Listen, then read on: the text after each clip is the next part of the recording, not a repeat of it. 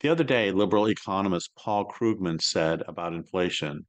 Now, I go grocery shopping myself, and I'm occasionally startled by the total at the cash register, although that's usually because I wasn't factoring in the price of that bottle of scotch I picked up along with the meat and the vegetables. If that isn't the modern equivalent of let them eat cake, I don't know what is. This is, except that Marie Antoinette had the advantage of she didn't actually say it, and he actually printed this in the newspaper.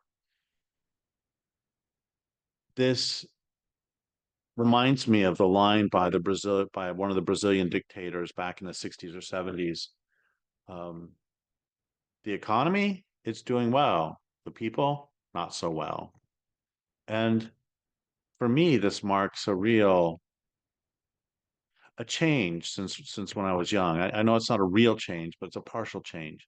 But when I was young, the Democrats at least pretended to be the party of the poor and the party of the working class. And we know that it's always been the big bugs who run things, but at least they would throw sops that direction. And that's really gone by the boards the last several decades until you can have just classic contempt for what ordinary people are going through in a statement like that.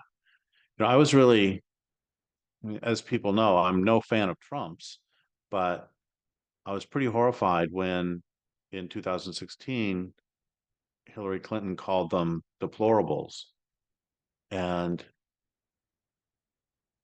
I don't, I can't see that rhetoric coming pre the days of globalization. And for me, and this is not original, that a lot of the transition was the 1990s, where the Democrats were the ones who were pushing global trade pretty hard at the expense of American workers. And that has had a the effect, I think, of driving a lot of the working class right for decades. And